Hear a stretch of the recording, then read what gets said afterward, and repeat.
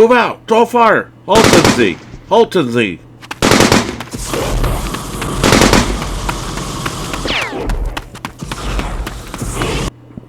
Frag out!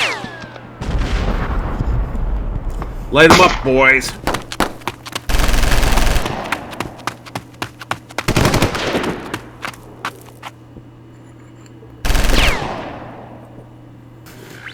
Get that cannon ready.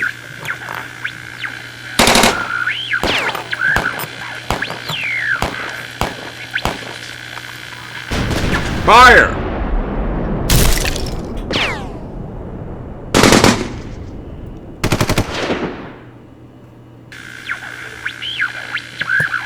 Load.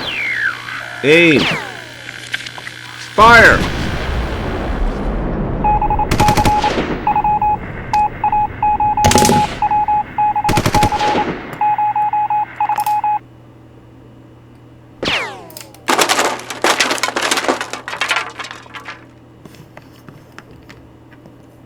Hello, and thank you for joining me. This week's book is The Wargaming Pioneers.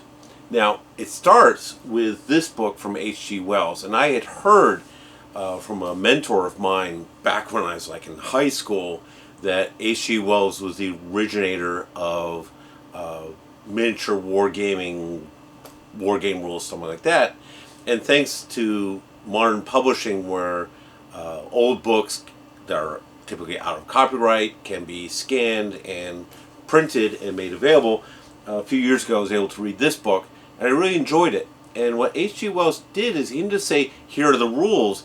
He talked through how they developed the rules, practicing, developing, saying, okay, we've got a problem and how can we build on it.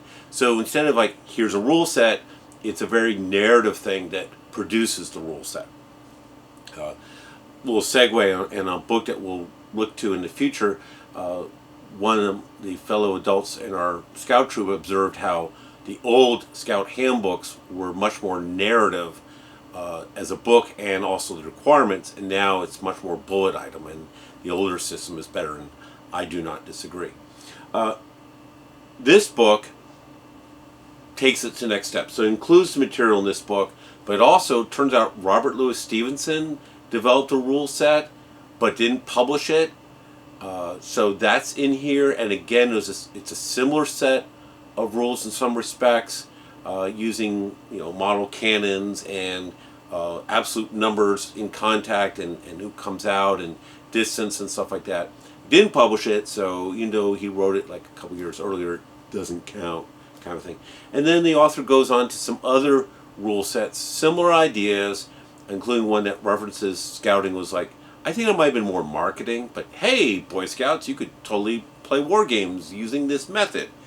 And most of these rule sets used some kind of mechanical thing like a cannon, used sort of absolutist, but there was some room elsewhere.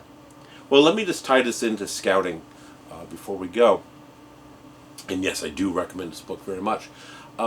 If you are a scout pursuing game design merit badge, reading either one of these books, particularly this one because there's a lot more as a case study, might help you develop either a miniature wargaming to meet the requirements or some other thing, perhaps like capture the flag being played with miniatures, or just simply like, well, how do you design a game?